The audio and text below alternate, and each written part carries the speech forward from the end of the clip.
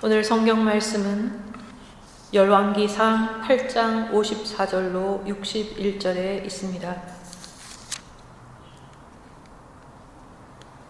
열왕기상 8장 54절은 구약성서 527페이지에 있습니다. 열왕기상 8장 54절 봉독하겠습니다.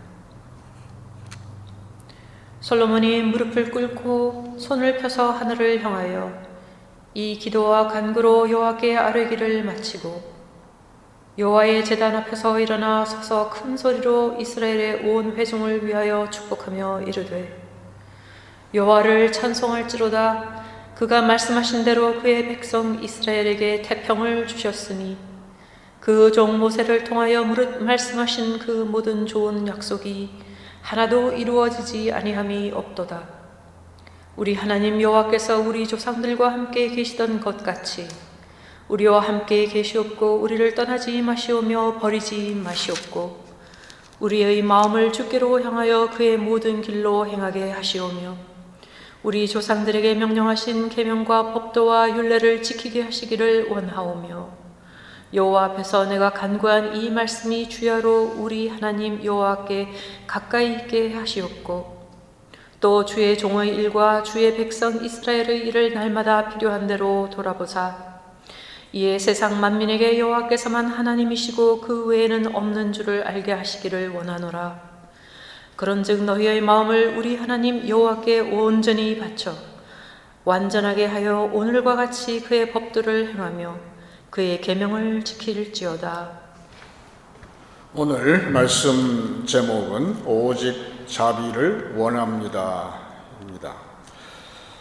구약 성경에서 우리가 봤듯이 이스라엘 백성 그 성막에는 법궤, 곧 언약궤가 있는데 그 언약궤에 뚜껑이 있어서 속죄소라고 이름을 하고, 그런데 신약에 와서 제 종교개혁자 마틴 루터는 그 속죄소를 이름을 다시금 불렀는데 은혜의 보좌, 죄를 덮는 속죄소에서 은혜의 보좌, 영어로는 mercy seat라고 하므로 자비의 보좌라, 그렇게 그분은 종교개혁의 중심이 거기에 있다고 생각을 하고, 교회의 중심은 교황이 아니고 자비의 보좌가 중심이고, 그 보좌에 예수께서 오늘도 좌정하실 때에 예수님의 말씀을 우리가 경청을 하게 되면 마태복음 12장에 나온 것처럼 하나님은 나는 자비를 원하고 제사를 원하지 않는다. 모든 하나님께서 자비라는 것은 우리말 번역이 참 좋은 말로 불쌍히 여긴다는 말이죠. 우리말 가운데 불쌍히 여긴다는 말보다 더 좋은 말이 없을 정도로 하나님께서 우리를 한 사람 한 사람 불쌍히 여길 때에 거기에 구원이 있어요. 그래서 지금도 교회의 중심에는 그 하나님께서 불쌍히 여기시는 자비의 보호자가 열려있는 그것이 교회의 중심이라 할 수가 있죠. 그래서 루터는 하나님의 자비를 맛본 사람일수록에 그 마음이 온유하고 부드러워진다고 그랬어요.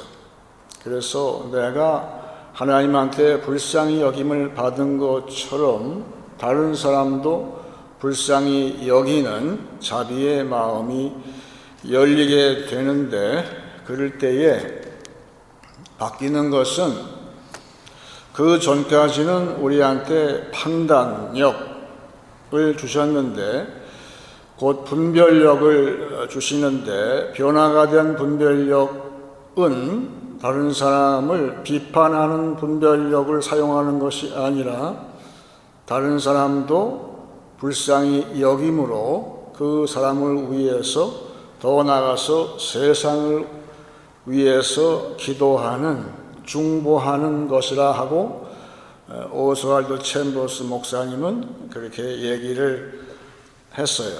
그래서 우리가 알고 있는 믿음의 조상 아브라함은 원래 자연적인 이름은 아브람이었어요. 그런데 아브라함이 됐죠.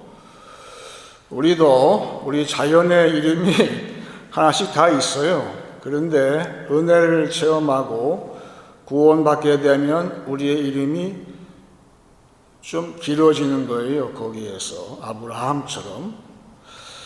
그래서 그것은 곧 아브라함이 변화가 됐는데 무엇이 변화가 되는가 봤더니만 창세기 18장을 보게 되면 가장 먼저 아브라함이 된 다음에 이분이 한 것은 과연 그 당시에 세상이라 할 수 있는 소돔 고모라 성을 비판적으로 보는 것이 아니라 불쌍히 여겼다.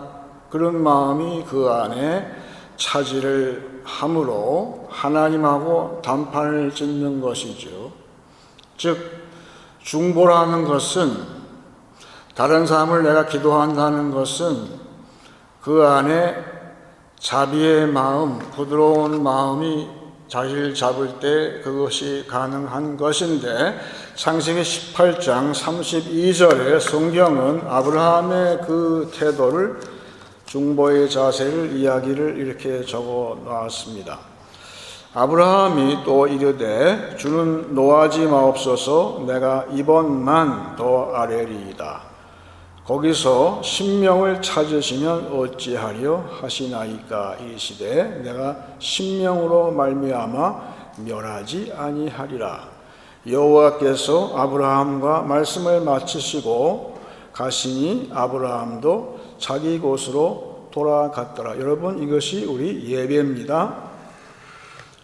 오늘도 우리 교회에 하나님께서 좌정하시고 우리하고 말씀을 하시고, 하나님은 올라가시고 우리는 세상 나의 곳으로 간 것이 예배라는 것이죠.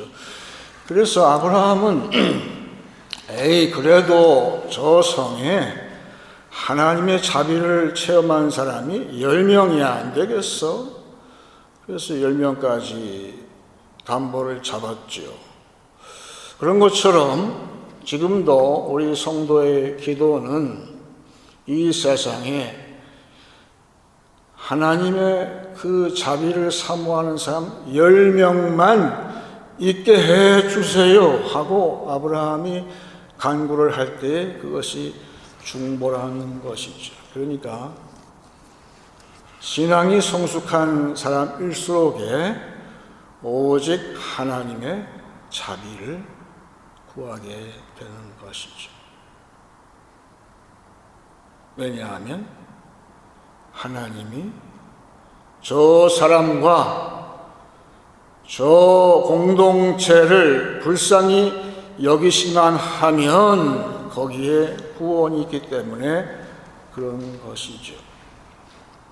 한국에서는 좋은 집은 남향집이다 그렇게 이야기를 하지요.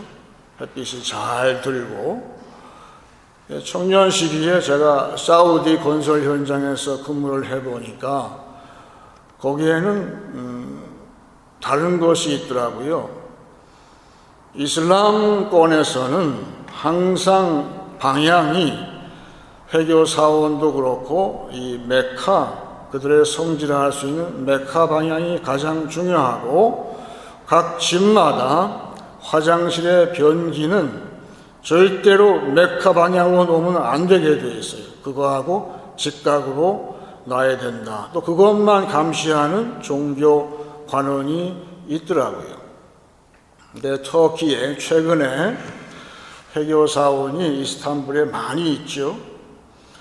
그런데 어떤 회교 사원을 다시 조사해 보니까 그 사원은 1980년도에 지었는데 알고 보니까 그 방향이, 저들이 절하는 방향이 메카 방향하고 틀리다는 사실을 알았다는 거예요. 낭패죠? 잘못된 방향으로 기도를 했다는 이야기죠. 그런데 더 재미있는 것은 그 사원은 지을 때에 먼저 있던 오래된 사원을 부시고 지었는데, 지을 때에 옛날 사원의 그 방향대로 지었다는 거예요. 앉혔다는 거예요. 그러므로 저들의 예배와 기도의 방향은 훨씬 오래전부터 잘못된 방향으로 했다는 것이 드러나게 되었어요. 교회 예배는 어떤 방향으로 우리가 하는 것이 맞을까? 오늘 그 기도의 방향, 교회의 방향에 대해서 이야기를 합니다. 열왕기상 8장에서 솔로몬 왕이 성전을 지었어요. 그래서 다 짓고 나서 이 왕이 딱 서서 기도를 하는데 그 기도의 방향에 대해서 오늘 이야기를 하는데 큰 제단 앞에 서서 이 사람이 기도를 했다는 것이죠. 그게 오늘 본문 말씀 54절 말씀입니다. 솔로몬이 무릎을 꿇고 손을 펴서 하늘을 향하여 이 기도와 간구로 여호와께 아뢰기를 마치고 여호와의 제단 앞에서 일어났다라고 되어 있어요. 이 이야기는 역대하에도 똑같이 나오는데 이 왕이 솔로몬이 기도를 하다가 처음에는 그냥 서서 기도하다가 이 사람이 슬그머니 무릎을 꿇더라 그 얘기예요. 기도를 하다 보니까 성령의 감동으로 이 성전의 중심은 무엇인가? 내가 자비의 하나님한테 호소하는 것. 지금 이스라엘 백성 전체를 위해서, 공동체 전체를 위해서 솔로몬이 중보 기도를 하고 있었죠. 그런데 중보 기도의 가장 중심에 가서 이르러 보니까 다른 건 다 필요 없고 오직 하나님의 자비하심에 이 백성을 내가 맡기는 것이 로구나. 그럴 때 그 앞에는 제단이 있는 것이 아니라 하나님의 자비하신 보호자가 있었던 것이죠. 하나님의 자비 앞에 이 사람이 무릎을 꿇을 수밖에 없는 것. 오늘 말씀은 그것이 우리 교회의 예배와 기도라고 말씀하고 있는 거예요. 예배의 가장 중심, 가장 클라이맥스는 오늘도 자비의 보호자에 오신 예수님께 우리가 다른 건 다 필요 없습니다. 주여 우리에게 오직 자비를 베풀어 주시옵소서. 솔로몬처럼 우리가 무릎을 꿇을 때 그것이 이 교회의 예배와 기도의 바른 방향이다라는 것이죠.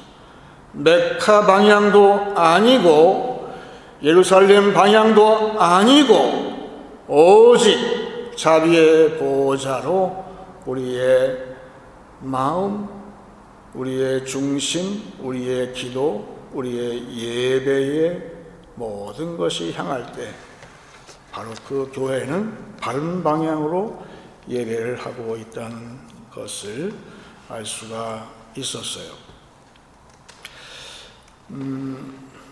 마틴 루터하고 거의 동시대 사람이었던 알프레드 듀러라는 화가가 있었는데 이분은 참 그림을 잘 그리신 분인데 유명한 그림은 두 손 모아서 기도하는 그 손 모양이 있어요. 제목이 사도의 손이다 그랬어요. 우리가 보통 기도할 때는 두 손을 모아서 기도를 하죠. 그런데 예배를 마치고 나서는 목사님이 강단에 서서 두 팔을 벌리죠. 그 축도라는 것이죠. 왜 축도는 목사님이 두 팔을 벌릴까? 미국의 조지 부시 대통령 때에 국무장관을 했던 콘돌리자 라이스 국무장관이 있어요. 흑인 여자분이죠. 이분은 어려서부터 콘서트 피아니스트로 키워졌어요. 피아노를 잘 치죠. 그런데 공부한다고 대학교에서 정치학을 또 공부를 했어요. 그러니까 공부하는 게 바쁘니까 이분이 교회 나가는 것을 이제 거의 끊다시피 한 거죠. 신앙하고는 좀 멀어진 거예요. 그래서 자기가 공부하고 있는 대학교에 어느 날 이제 식품을 사러 슈퍼에 들렸는데 어떤 흑인 중년 신사분이 다가와서 대뜸 하는 말이 혹시 피아노 칠 줄 아세요? 그랬더니 이 여자분이 영어로 I do 그랬다는 거예요. 할 줄 알죠. 그러시면요 잘 됐어요. 이번 주일에 우리 교회에서 야외 예배를 가는데 거기서 올겐 반주 좀 해주세요. 그래가지고 이분이 끌려갔어요. 하나님의 감동이죠.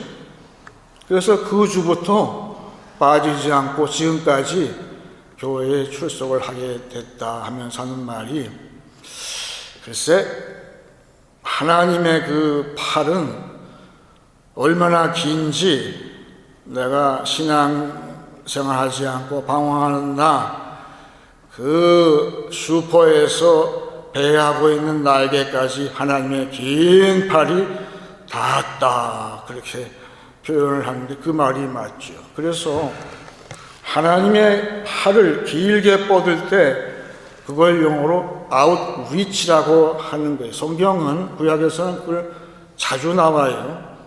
대신 하나님의 긴 팔 대신에 지금도 목사는 두 팔을 벌리는 것은 예배의 정점, 곧 다른 건 다 필요 없어요.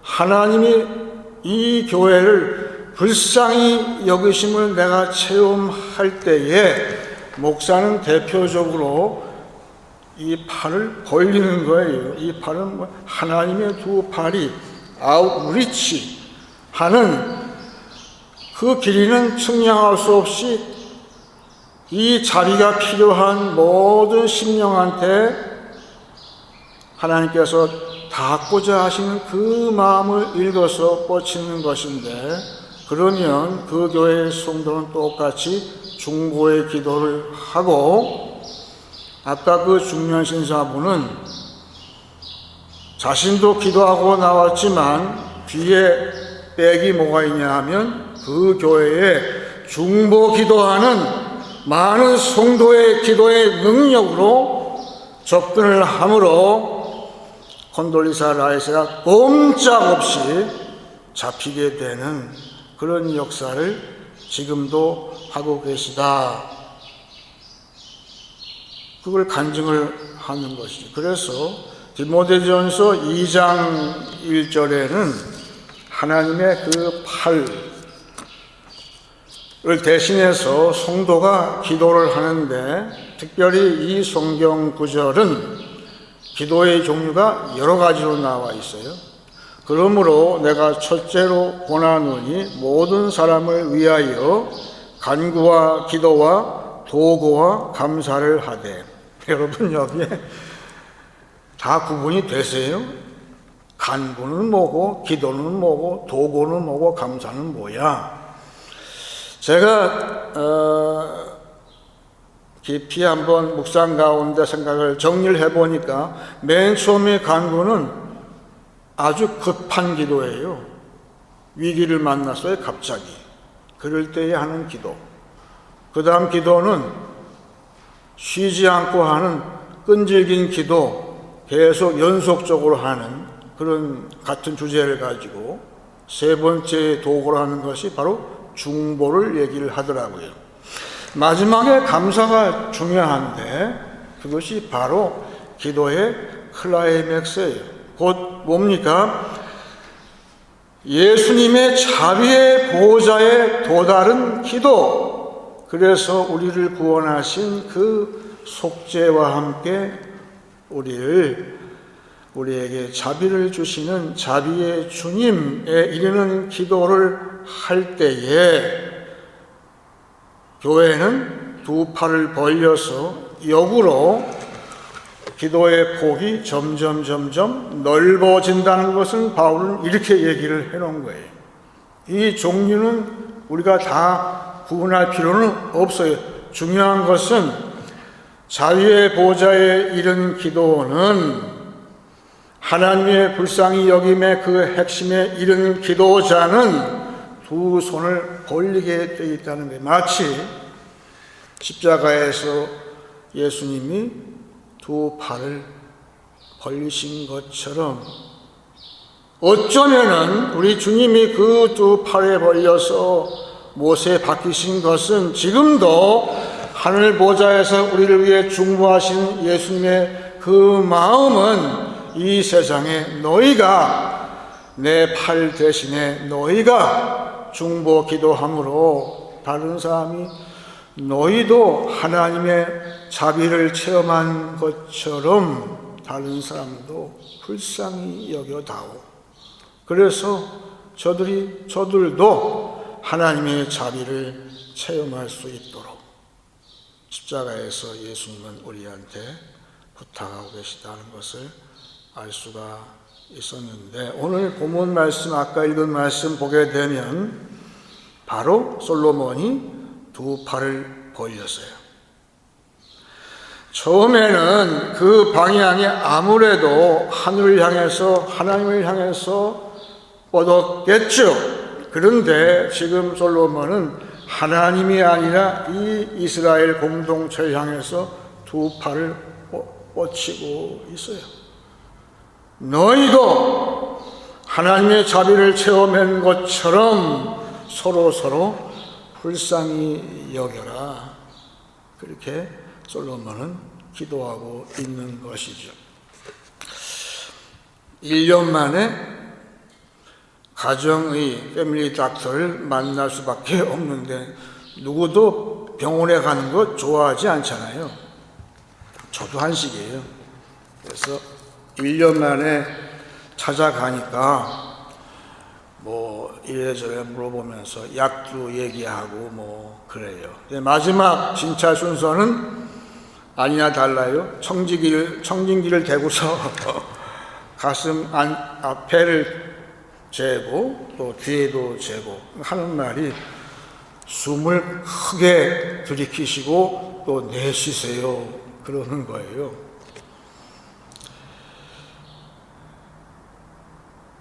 숨을 깊게 쉬라 그 얘기. 평상시에 그렇게 숨 쉬지 않죠. 보통 사람들이. 근데 그 순간은 깊게 쉬는 거예요. 아주 최대한도로. 근데 마틴 루터는 성도의 기도는 호흡과 같아서 호흡을 안 하게 되면 죽는 것처럼 기도 안 하게 되면 죽는다 그랬어요.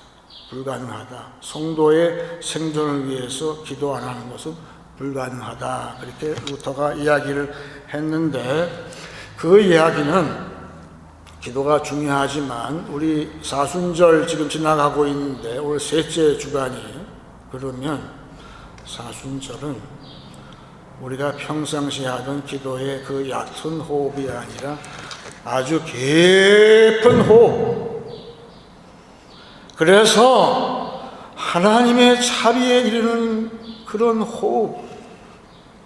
이번 사순절에는 내가 잘못된 나의 호흡, 그냥 대충 하는 그런 기도가 아니라, 그런 예배가 아니라 하나님의 자비의 보좌에 내가 이르러서 솔로몬처럼 처음에는 그냥 서서 기도했는데 그 다음에는 내가 무릎을 꿇는 것처럼 자비의 보좌에 도달하게 해주세요.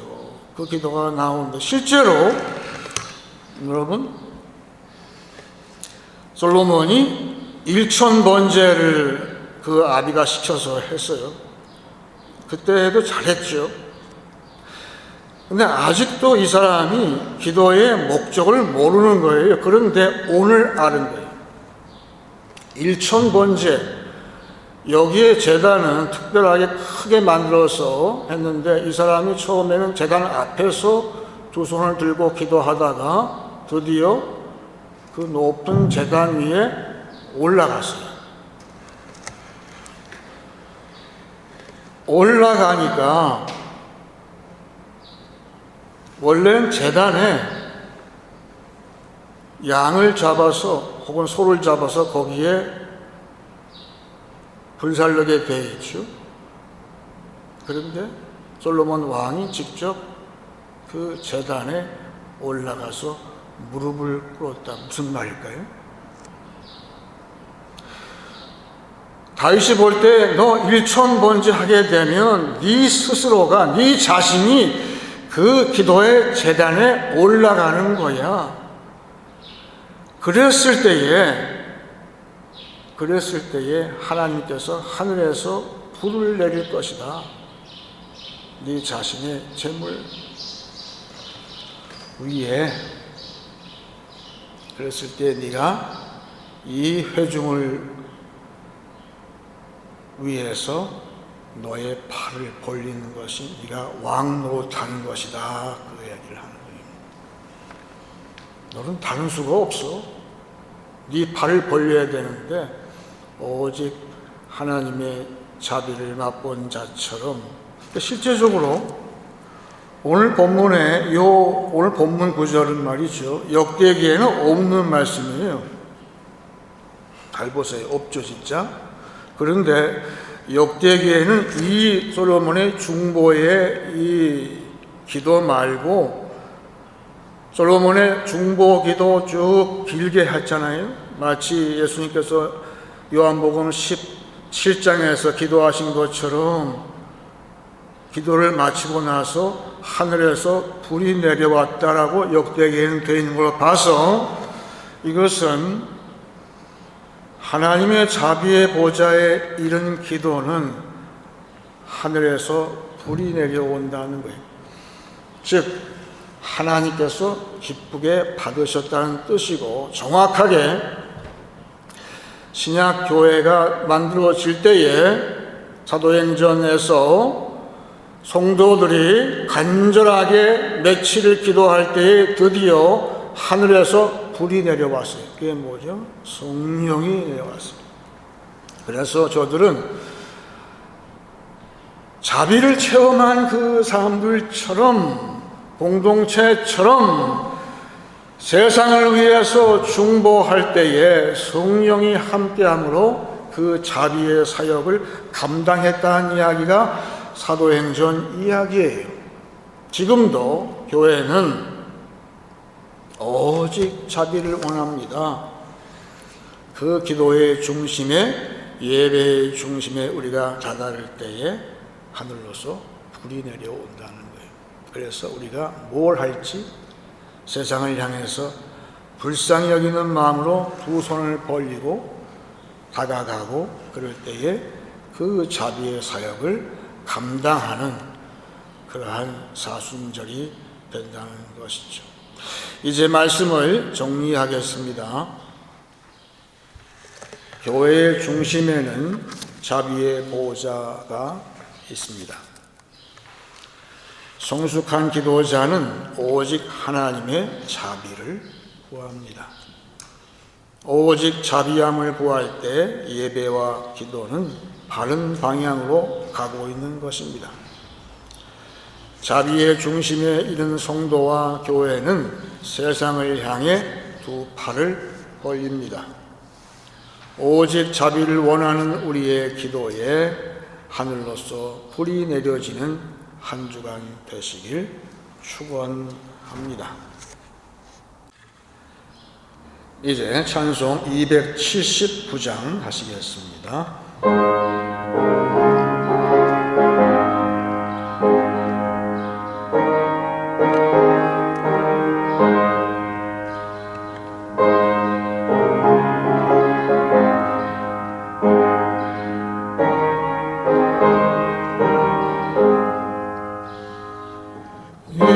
인내하신 곳에 주여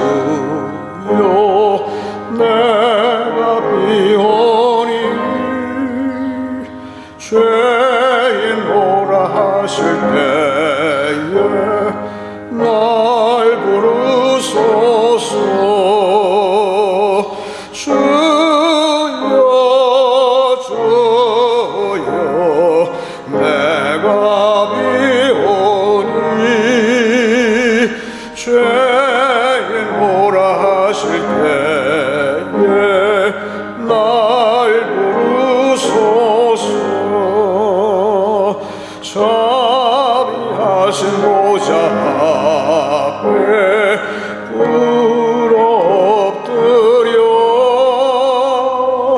자복하고 회개하니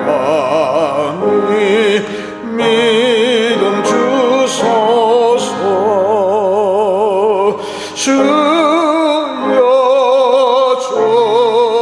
주여 내가 비오니 죄인 오라 하실 때에 날 부르소서. 주의 공로 의지하여 주께 가오니 상한 마음을 고치시고 구원하소서. 주여 주여 내가 비오니 죄인 오라 하실 때에 날 부르소서. 만복 근원 우리 주여 위로하소서. 우리 주와 같으시니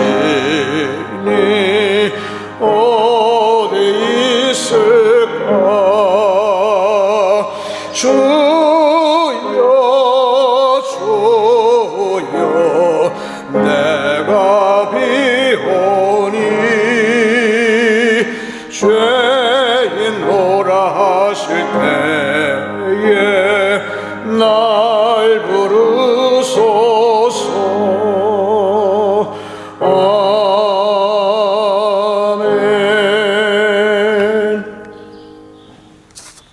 이제 기도할 때 제가 먼저 히브리서 4장을 읽고 같이 기도하기 원합니다.